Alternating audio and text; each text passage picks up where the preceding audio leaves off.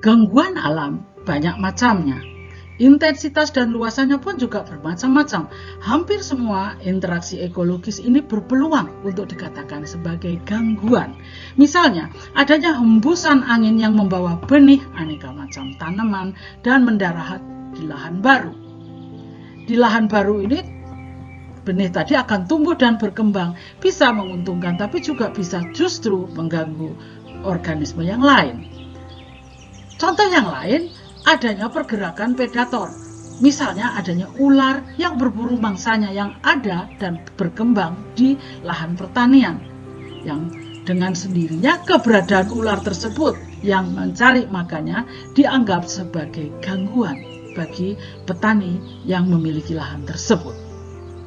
Baik, kali ini saya Kurniatun Hairiah dari Departemen Ilmu Tanah akan mengantarkan kalian semua untuk berdiskusi tentang gangguan, suksesi, dan bagaimana memanage agroekosistemnya.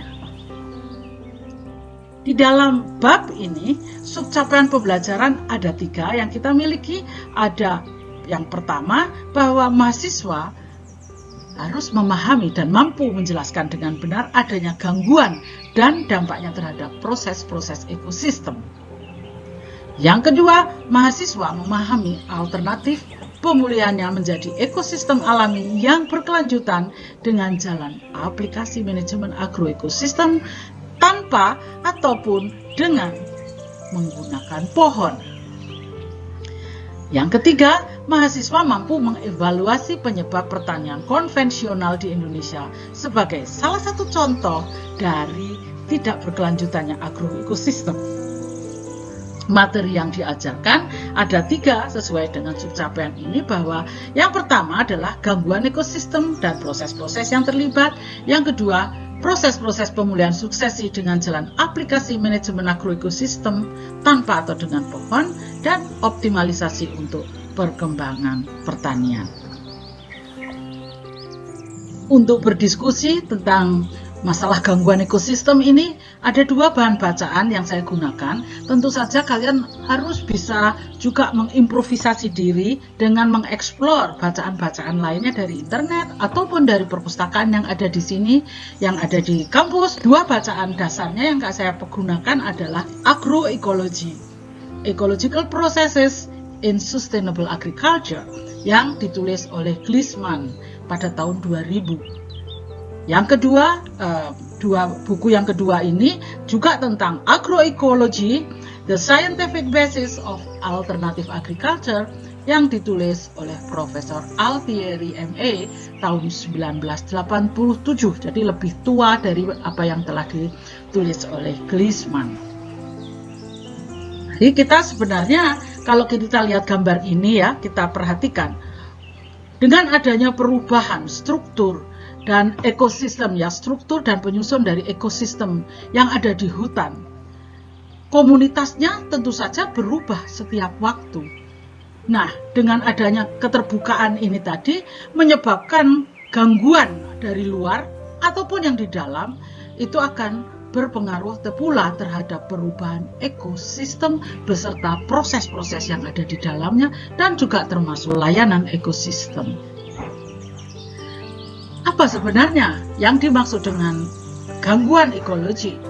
Gangguan ekologi ini bisa diartikan sebagai suatu peristiwa atau kekuatan yang berasal dari sumber non-biologis ataupun biologis yang menyebabkan kematian organisme dan perubahan pola spasial mereka dalam ekosistem yang mereka huni.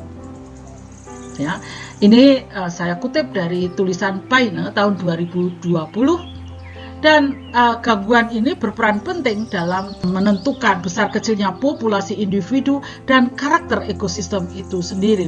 Misalnya adanya kebakaran hutan, angin puting beliung, erupsi gunung berapi. Gangguan itu tadi mempengaruhi terhadap perusakan atau perubahan dari komponen penyusunnya maupun proses-proses yang ada di dalam ekosistem tersebut.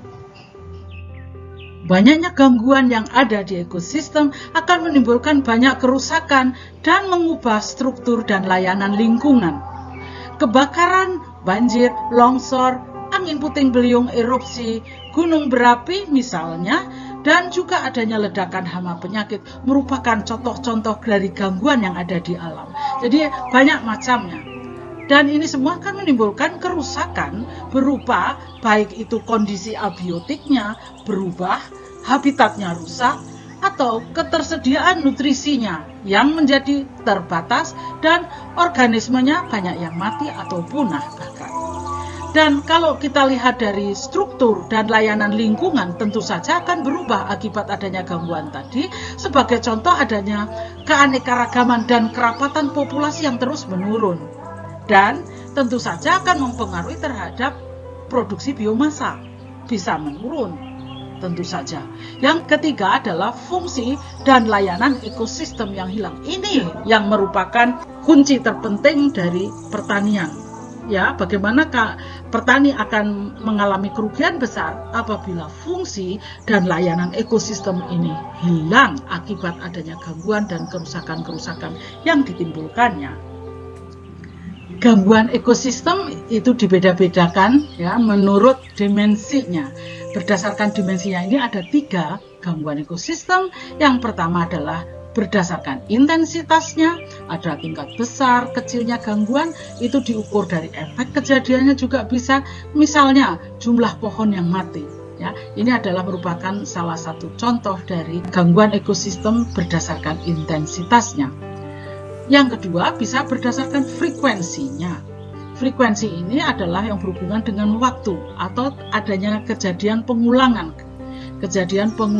dari gangguan tersebut. Rata-ratanya selang waktu antar kejadian. Nah, inilah merupakan frekuensi dari gangguan ekosistem. Yang ketiga bisa diukur berdasarkan skalanya, berdasarkan luasan area kejadiannya.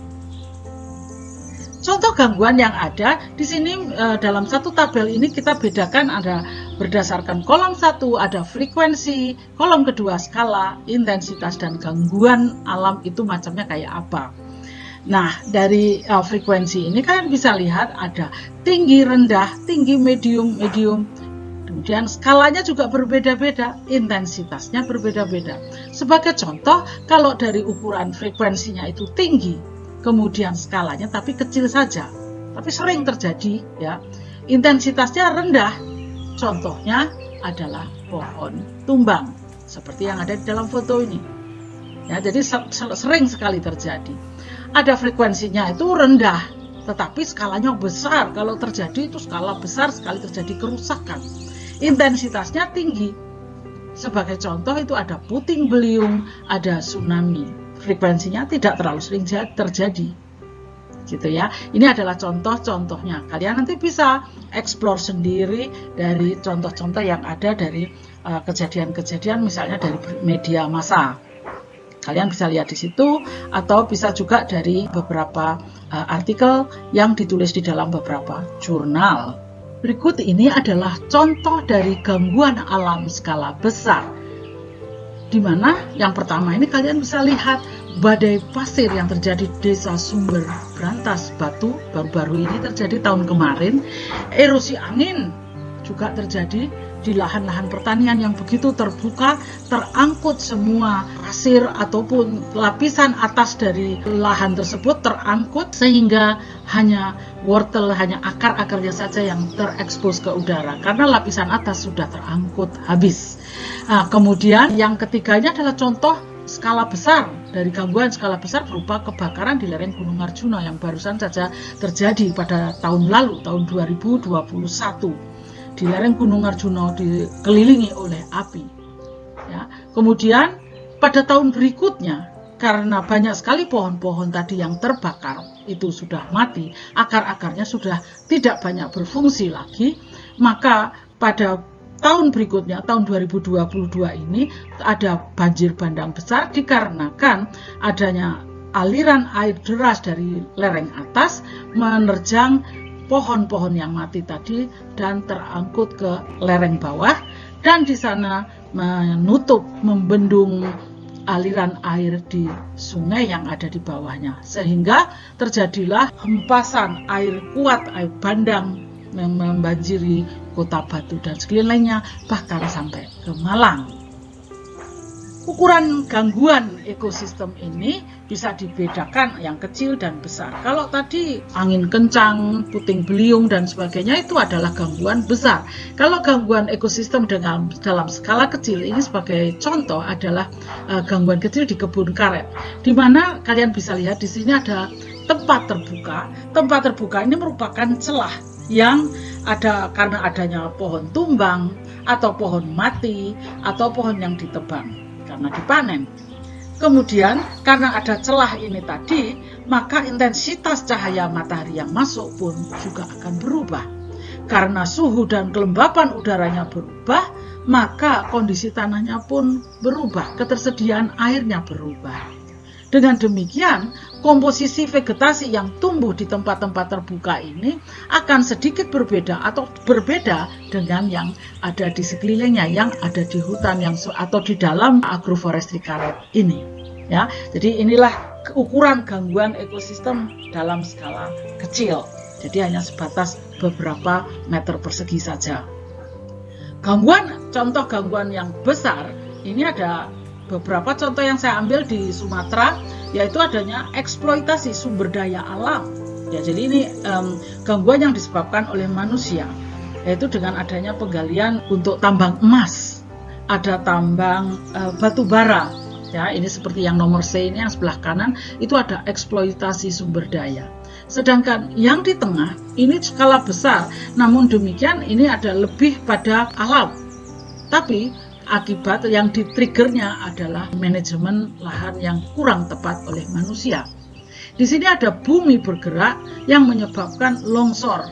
Nah, jembatan ini kalian bisa perhatikan berada di bibir dari beralih menjadi sangat dekat dengan adanya longsoran tersebut.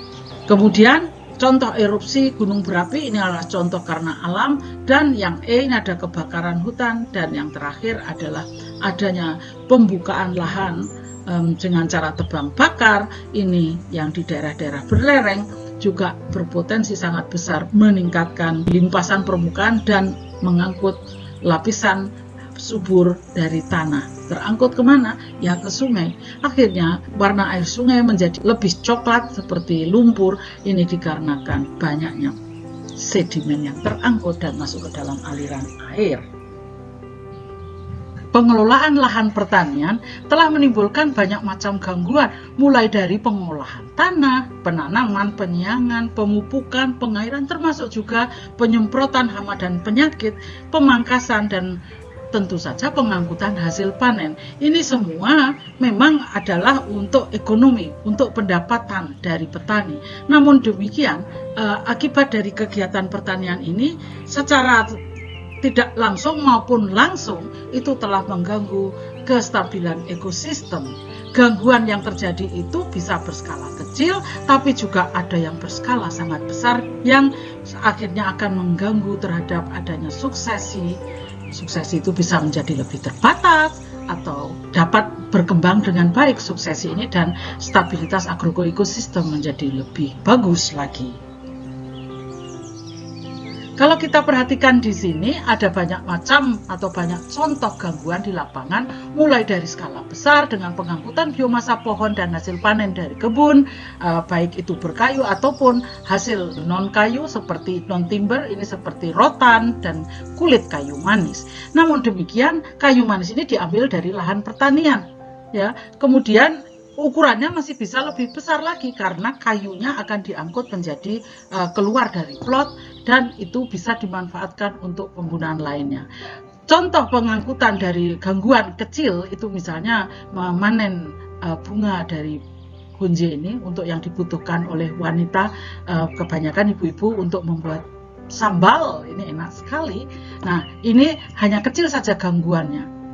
Namun demikian, bagaimana kita memanage ke depannya ini, pendapatan meningkat, tetapi gangguan terhadap alam, terhadap ekosistem itu tidak terlalu besar sehingga tetap stabil. Contoh lain dari adanya gangguan yang terjadi di daerah pegunungan, adanya eksploitasi sumber daya alam. Kalian perhatikan di sini yang di gambar atas ini begitu terbuka lahan-lahan ini tadi. Ini adalah contoh dari lahan pertanian sayuran. Nah, permukaan tanah bisa kalian lihat sangat terbuka. Setelah panen tanaman sayuran, dengan sendirinya tidak ada pelindung sama sekali terhadap permukaan tanah. Risiko erosi ini akan sangat besar. Air sungai yang berlumpur akan beredar kemana-mana karena konsentrasi sedimennya sangat besar. Nah, memang ini kebutuhan manusia di satu sisi tidak hanya untuk sayuran saja, bisa macam-macam, bisa untuk pakan ternak dan juga mengambil kayu bakar. Namun di lain sisi dalam jangka panjangnya ini lingkungan yang ada di sini dan keberlanjutan dari pertanian lebih terancam. Aktivitas manusia di pedesaan juga menimbulkan banyak sekali gangguan. Antara lain, salah satunya di sini adalah di jalan tanah, jalan setapak berupa tanah yang pada musim penghujan di daerah pegunungan ini sangat licin. Nah, untuk memudahkan mobilitas dari petani, mengangkut panen keluar dari plotnya atau mengangkut kembali saprodi, sarana produksi itu diangkut kembali ke lahan, mereka menggunakan motor, sepeda motor. Sepeda motor ini sangat berbahaya menapak jalan ini, jalan yang terjal ini, maka di bagian motor ini tadi, di bagian rodanya, di bagian ban belakangnya ataupun ban depannya dipasang rantai. Tujuannya apa? Adalah untuk memudahkan mendorong motor ini bergerak. Namun akibatnya tanah menjadi terluka, rusak, tergores, sehingga pada saat turun hujan seperti ini, partikel-partikel tanah terangkut oleh aliran air dari limpasan permukaan dari lereng atasnya. Ini yang menambah jumlah dari partikel-partikel atau sedimen yang masuk ke dalam aliran air sungai. Contoh yang kedua, adanya pemanenan hasil hutan, yaitu dari kayunya, biomasa kayu yang diangkut cukup besar, cukup berat, sehingga menimbulkan pemadatan. Pemadatan yang terjadi ini selain berasal dari traktor yang menarik log biomas ini tadi, juga dari biomasnya sendiri. Sehingga kalian perhatikan pada saat setelah pengangkutan, maka terjadilah garis-garis di sini atau lorong-lorong bekas dari pengangkutan kayu tadi. Bagaimana kondisinya? Kalian bisa tebak sendiri. Yang tanah yang sudah tertimpa oleh log kayu ini tadi tentu saja akan menjadi lebih padat bila dibandingkan dengan yang tanah yang tidak dilewati oleh traktor dan kayu ini tadi. Padat dan tentu saja air yang masuk juga sedikit. Akibatnya tanaman atau vegetasi yang tadinya tumbuh di sini juga tidak akan sama dengan vegetasi serapat dan subur yang di sekelilingnya, karena adanya gangguan fisik dari tanah. Proses pemulihan dan suksesi, bisakah ini dipulihkan? Bagaimana? Suksesi itu ada suksesi primer dan sekunder. Selama ratusan tahun, vegetasi itu berubah. Yang tadinya yang sebelah kiri ini dari batu gundul menjadi tanaman tahunan yang di sebelah kanan. Ya, ini pertama-tama batu gundul tadi tertutup oleh lumut dan kemudian beberapa tahun kemudian mulai pecah-pecah, air bisa masuk ke dalam, merembes ke dalam batuan, maka tanaman musiman yang bisa tumbuh di antara celah-celah batuan tadi. Dan akhirnya akan membentuk perdu dan tahunan, dan jangan lupa lumut masih tetap di sana. Ini merupakan tentu saja sebagai tahap perintis. Tanaman yang tumbuh di situ adalah tanaman perintis. Pada tahap menengah ini tadi mulai perdu tahunan ini tadi dan lumut itu akan mulai ada biji-bijian dari rerumputan, semak belukar, dan pohon-pohon yang tumbuh di tempat terbuka. Bijinya ini bisa terangkut oleh angin, oleh binatang, dan seterusnya, mulailah berkembang dikarenakan sudah mulai adanya, boleh dikatakan air sudah tersedia, dan mulai tumbuh besar dan akhirnya masuk ke bagian yang terakhir, itu adalah komunitas klimaks, di mana pohon yang tumbuh di situ beraneka macam. Pohon tahan naungan pun juga akan berkembang di sana. Ya, jadi ini membutuhkan waktu yang panjang, ratusan tahun. Jadi inilah bagaimana konsekuensinya apabila hutan itu yang sudah mencapai klimaks itu ditebang, dan bagaimana nanti untuk nasib selanjutnya untuk mencapai seperti semula, itu juga membutuhkan waktu berpuluh-puluh atau bahkan ratusan tahun. Bagaimana kita bisa membedakan antara suksesi primer dan suksesi sekunder? Kita perhatikan yuk. Jadi yang primer itu terjadi pada permukaan yang baru, yang terbuka, atau boleh dalam bahasa Inggrisnya disebut bare rock. Tidak ada tanahnya sama sekali. Ini pada yang primer ini, suksesi membutuhkan waktu yang jauh lebih lama daripada yang sekunder. Untuk yang sekunder, kita perhatikan bahwa yang sekunder ini terjadi bila suatu gangguan itu tidak merusak tanah. Jadi artinya bila suatu gangguan, adanya gangguan tidak merusak tanah, dan pemulihannya membutuhkan waktu lebih sedikit daripada yang utama.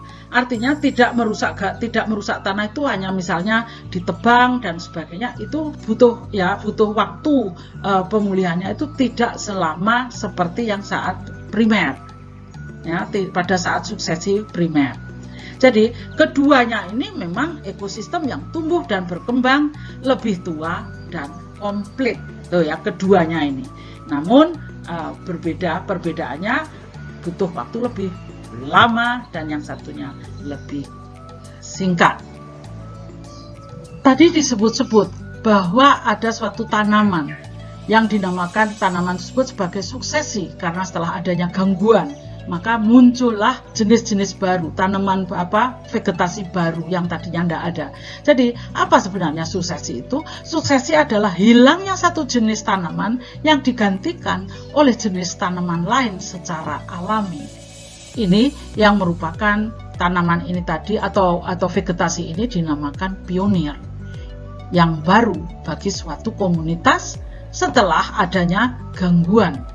Jadi sebenarnya dalam adanya proses yang terjadi suksesi ini tadi, terjadi pergantian jenis vegetasi secara bertahap. Sebagai contoh, ini adalah kebakaran yang terjadi pada tahun 1996 di Lampung. Ya, ini merupakan semak belukar yang terbakar, dan pada saat habis semua vegetasi ini hilang, dan apa yang terjadi selain arang dan abu yang ada di permukaan tanah, masih ada resprouting. Resprouting ini ada beberapa jenis-jenis tanaman, jenis-jenis vegetasi, baik yang lama sudah ada dan yang baru. Ini yang baru ini yang tadinya tidak ada dinamakan suksesi. Ya. Untuk selanjutnya, mari kita pelajari, kita pahami dulu proses-proses pemulihan suksesi dengan jalan aplikasi manajemen agroekosistem, baik dengan atau tanpa pohon. Artinya bisa berbasis pepohonan, bisa juga tanpa pepohonan. Macam suksesi tadi sudah disebutkan, suksesi itu ada suksesi primer, perkembangan ekosistem pada suatu lokasi, batuan induk, pulau-pulau yang terbentuk oleh aktivitas vulkanik yang sebelumnya tidak ada tanda-tanda kehidupan, hingga akhirnya bisa menjadi tempat hidup organisme. Ya, ini adalah contoh suksesi primer dari Gunung Krakatau yang saya ambil beberapa tahun yang lalu.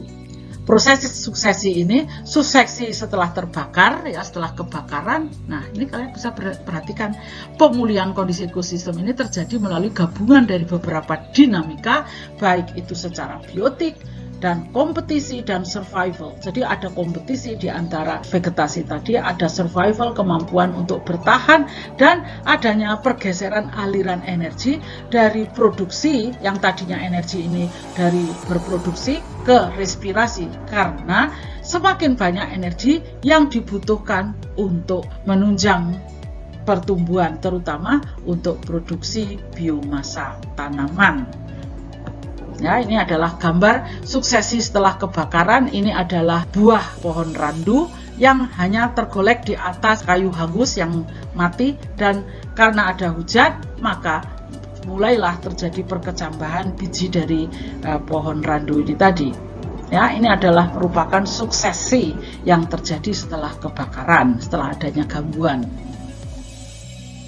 Nah, ini adalah contoh lain yang ada di Gunung Kelut, ya, suksesi alami yang bersifat primer pasca erupsi gunung berapi. Yang pertama ini adalah kawah. Ini adalah kaldera Gunung Kelut, di mana di sini kalian perhatikan di warna yang kehijauan saya beri lingkaran ini adalah tanaman-tanaman pionir. Parasponia ini hanya batuan saja, di sini hanya batu saja.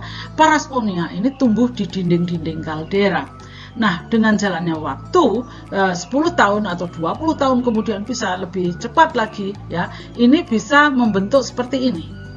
Ini adalah beberapa tahun kemudian setelah erupsi.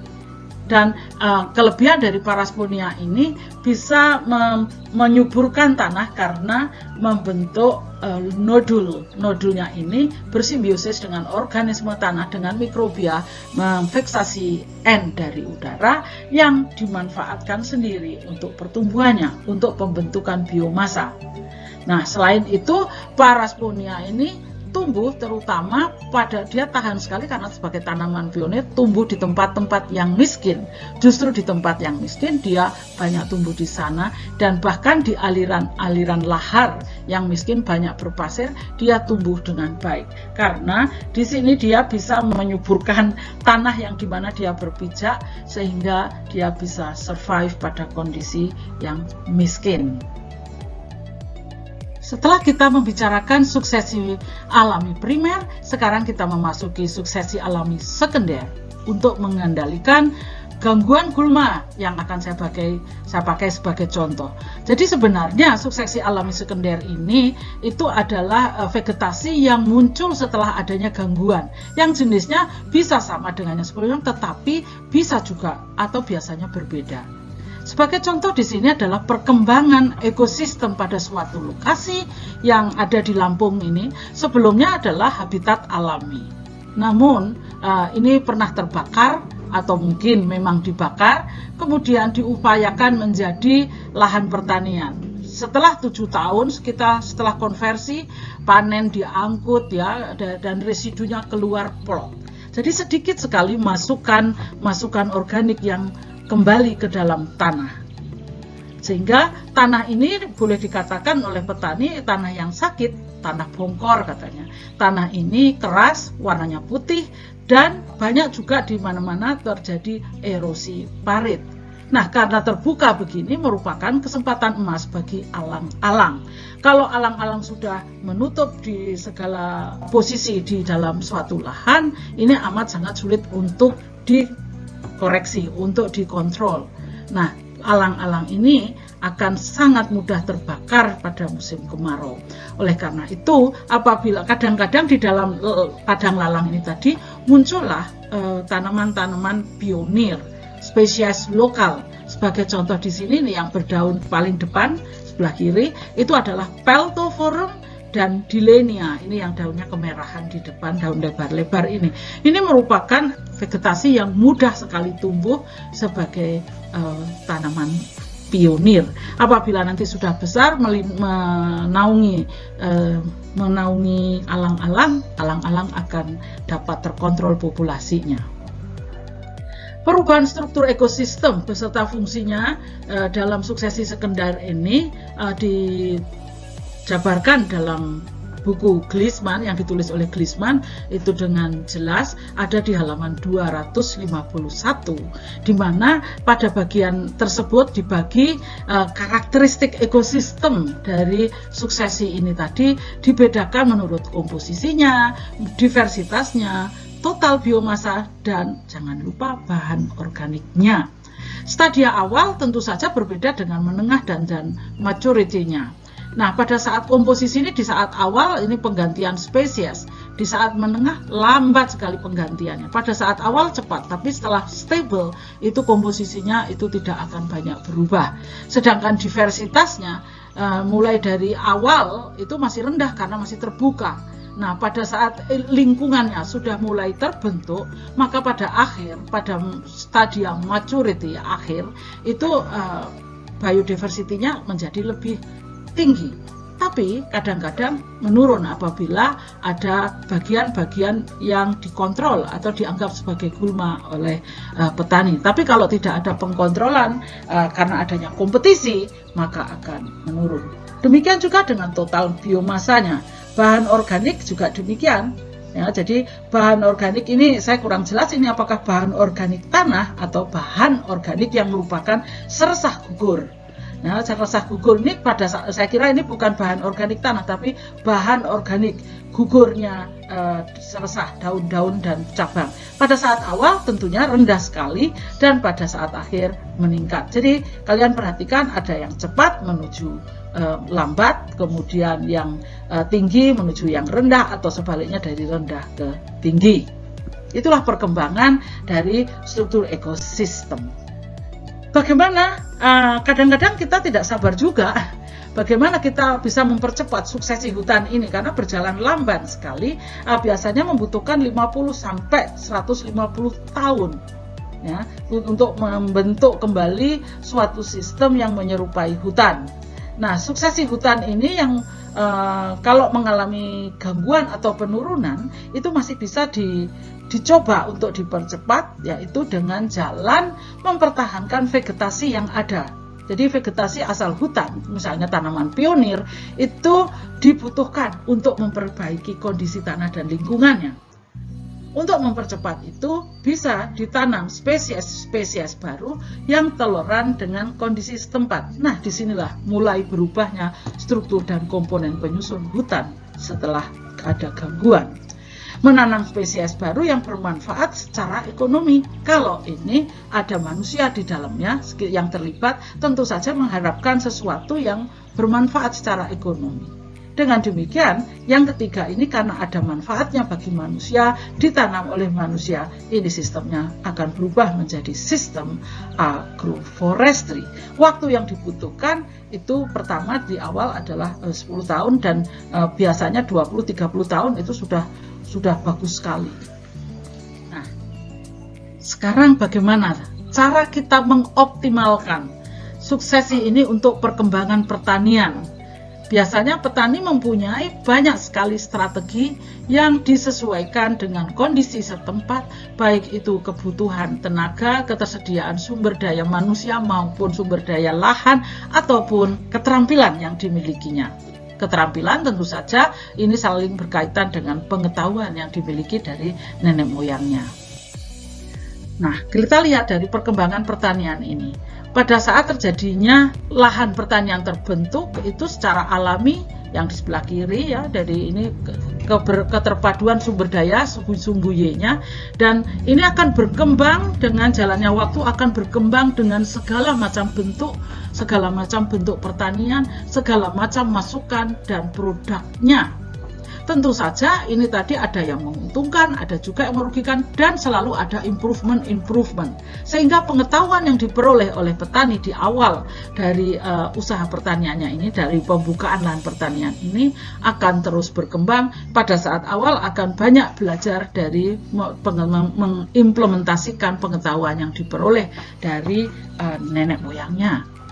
Sebagai awal gangguan, kalau kita berbicara tentang gangguan di sini, awal gangguan itu dengan adanya pertanian tebang bakar. Kalau daerah-daerah basah ya, daerah rawa misalnya itu ya pertanian lahan basah. Nah, yang kita bicarakan yang pada bagian kiri ini, bagian yang kiri pertanian tebang bakar. Apabila di dataran tinggi itu juga banyak sekali macam dari pertanian yang diusahakan oleh petani. Jadi didominasi pada bagian yang tradisional ini tadi didominasi oleh manusia. Nah, mengingat petani masih berharap peningkatan produksi dan peningkatan pendapatan, jadi secara ekonomi yang menguntungkan, mulailah bergeser dari sistem pertanian tradisional ini menuju ke yang konvensional. Di mana pada konvensional ini pada tahun 60-an itu banyak sekali disinggung sampai 80-an revolusi hijau, di mana ada pengelolaan residu. Kegiatannya adalah ada pengelolaan residu, ada pemberoan pada awalnya. Namun telah bergeser menjadi ke yang revolusi hijau tadi semakin intensif dengan adanya pelibatan pengolahan tanah, penggunaan pestisida secara intensif, dan tentu saja aplikasi pupuk. Nah, pada periode yang berikutnya setelah bergeser dari pertanian beririgasi menjadi ke pertanian komersial.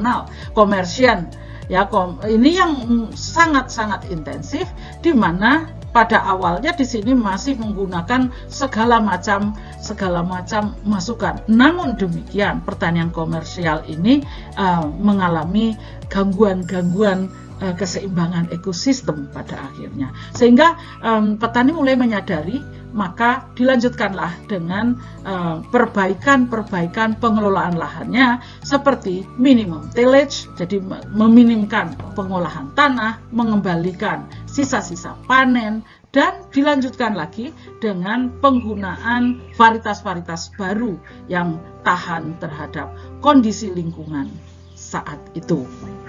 Ya, itulah perkembangan pertanian. Tidak hanya berhenti di satu titik, ya, yang subsiden hanya cukup untuk keluarga, tetapi sudah terlibat dengan pasar dan juga bisa perlu dukungan dari kebijakan-kebijakan pemerintah yang ada.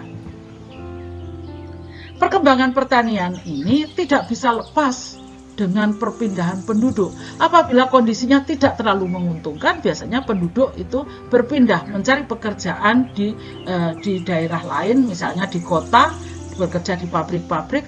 Tujuannya adalah untuk mendapatkan modal, mendapatkan pendapatan untuk mengkonversi kembali lahannya yang tadinya adalah hutan, dikonversi menjadi lahan pertanian. Namun produksinya tidak menguntungkan karena kesuburan tanahnya terus menurun. Sehingga terjadilah migrasi manusia dari desa ke kota untuk mencari pendapatan lain selain dari lahannya.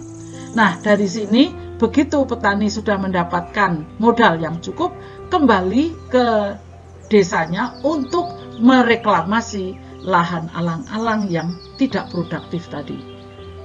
Dengan jalan mengintroduce jenis-jenis baru yang tadinya tidak ada. Jadi yang sama sekali berbeda dengan yang ada di hutan, walaupun masih banyak beberapa spesies asal hutan, asalkan masih menguntungkan, itu dipertahankan. Dan masuk pula pada awalnya ternak, karena masih banyak alang-alang di sana yang masih bisa dimanfaatkan. Ya, jadi inilah perkembangan pertanian dengan perpindahan penduduk ini hampir tidak bisa dipisahkan dari sejarah perkembangannya. Sifat-sifat yang macam apa yang dibutuhkan dalam pengembangan suksesi?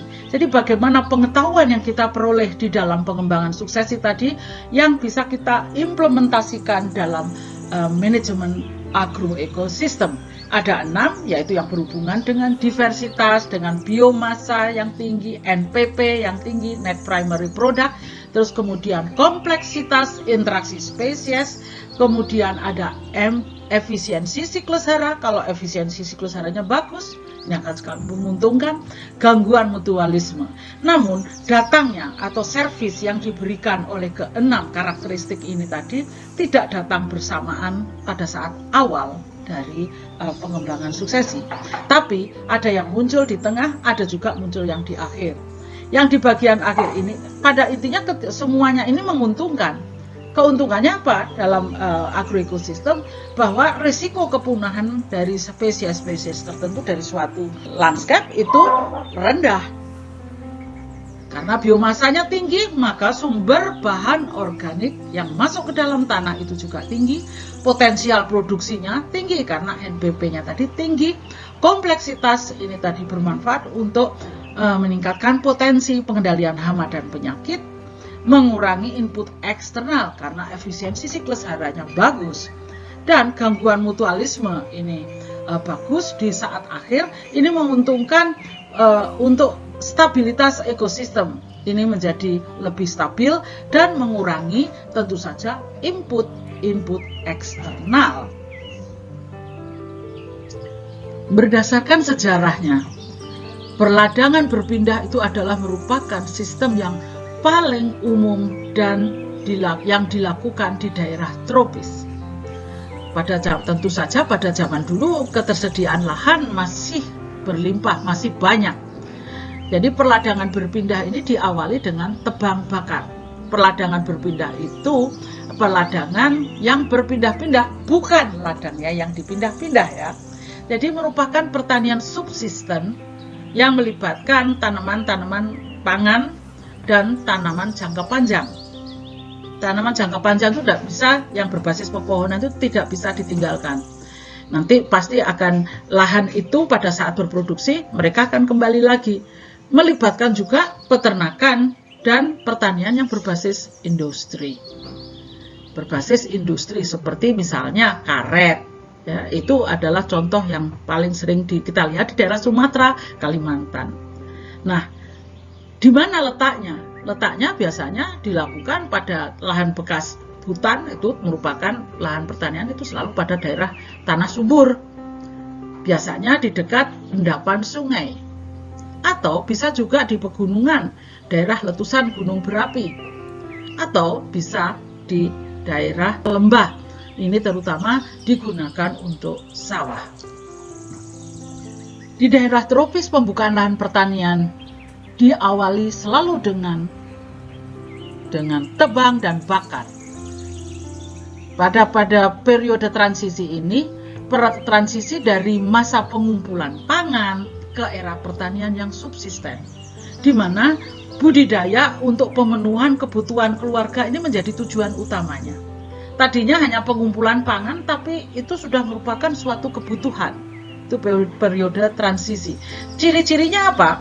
Ciri-cirinya petani di daerah tropis ini yang mengikuti sistem tebang bakar itu menggunakan alat-alat sederhana untuk bertanam tanaman pangannya.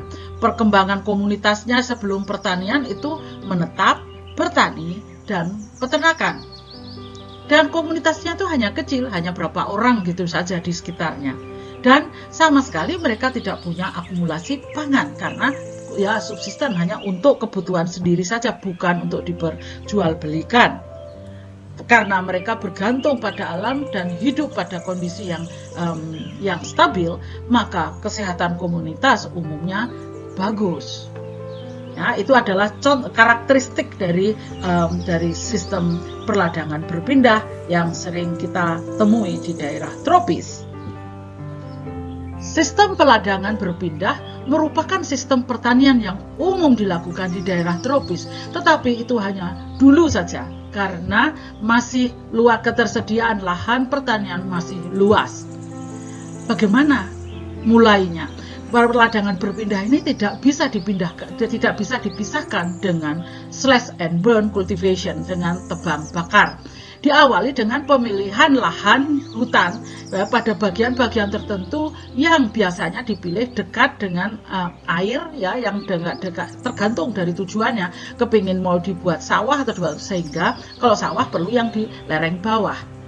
Atau kalau misalnya ingin melakukan penanaman pohon-pohon tertentu yang cocok di daerah mana, sehingga dilakukanlah pemilihan terlebih dahulu, survei terlebih dahulu, kemudian ditebang dan dibakar. Setelah itu ditanamin lahan terbuka tadi dengan tanaman semusim biasanya selama 3 tahun untuk memenuhi kebutuhan keluarganya.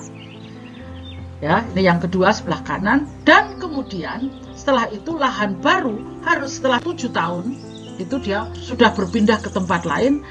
5 tahun sudah memulai dengan membakar lagi di bagian lain dan menanami dengan tanaman semusim lagi. Nah, pada saat 7 tahun lagi setelah biasanya periodenya 3 tahun kembali bergerak ke tempat lain akan menanam tanaman lain, demikian seterusnya. Dan pada saat titik yang pertama di mana tanaman tahunan ditanam di situ sudah mulai berproduksi, mereka akan berpindah kembali ke lahan awalnya yang dulu di mana dia menanami. Oleh karena itu sistem ini dikatakan perladangan berpindah karena petaninya yang berpindah-pindah, peladangnya yang berpindah-pindah, bukan ladangnya yang dipindah-pindah. Jadi tidak bisa lepas dengan tebang bakar. Abu yang ditinggalkan merupakan pupuk bagi petani. Jadi petani hanya mengerjakan dengan sistem yang sangat sederhana dengan masukan dari luar yang sangat minim. Itu kira-kira tentang peladangan berpindah. Untuk lebih jelasnya, sistem pertanian tebang bakar itu seperti apa? Ini adalah beberapa foto yang saya ambil dari praktek pertanian tebang bakar di Lampung dan di Jambi. Pada awalnya petani melakukan pembakaran, penebangan. Lihat ini pohon-pohon yang tumbang dibiarkan kering di lahan, kemudian ditumpuk ranting-rantingnya dan dibakar di tempat. Nah, perhatikan di bagian yang terbakar ini tadi banyak meninggalkan abu, dan bagian-bagian yang tidak terbakar akan dibiarkan saja seperti tonggak-tonggak kayu dibiarkan begitu saja. Nah, ini petani cukup 1-2 orang saja yang bekerja di ladang dengan jalan bergotong royong, biasanya apakah itu keluarga sendiri ataukah dari tetangganya. Dan kalian bisa perhatikan di gambar C yang ketiga, lahan begitu bersih, ya, hanya tonggak-tonggak kayu yang dari pohon itu dibiarkan saja, dan di bagian-bagian yang rendah kalau hujan air akan mengalir melalui jalur ini. Jadi kalian bisa bayangkan dari kondisi yang tertutup dengan begitu terbuka, kalau tidak segera ditanamin ini akan berbahaya dari segi lingkungan dan sangat merugikan petani tentunya. Nah, petani secara bergotong royong juga bersama keluarganya yang tinggal di kampung akan datang menanam tanaman pangan yang pertumbuhannya cepat. Perhatikan, alat yang digunakan hanya sepotong kayu tonggak sebagai tugal untuk menugal membuat lubang tanam, sedangkan wanita biasanya yang menanamnya, yang memasukkan biji-bijinya di dalam lubang yang dibuat oleh petani pria. Nah, pada saat panen kembali mereka bersama-sama secara bergotong royong memanen hasilnya, diambil produksinya, selebihnya dikembalikan ke lahan atau dibakar di tempat. Tapi pada umumnya kalau jerami bisa untuk pakan ternak kalau ada ternak, tapi kalau tidak ada dibakar di tempat. Setelah 5 tahun biasanya produksi sudah tidak menarik lagi, sehingga petani sudah menyisipkan sebelumnya tanaman-tanaman tahunan, tanaman keras. Sebagai contoh di sini adalah karet. Petani memilih karet karena ini merupakan tabungan jangka panjang yang mereka bisa hidup dan bergantung dari hasil tappingnya. Di bawahnya masih ada tanaman singkong, ya, tanaman ubi kayu. Tanaman ubi kayu yang dipilih dari jenis yang saya tahu di situ adalah jenis yang beracun. Artinya ini digunakan hanya untuk produksi tapioka, bukan untuk dimakan langsung. Nah, ini kenapa mereka memilih demikian? Yang pertama, ada pasarnya. Yang kedua, ini sangat rendah serangan dari hama babi hutan.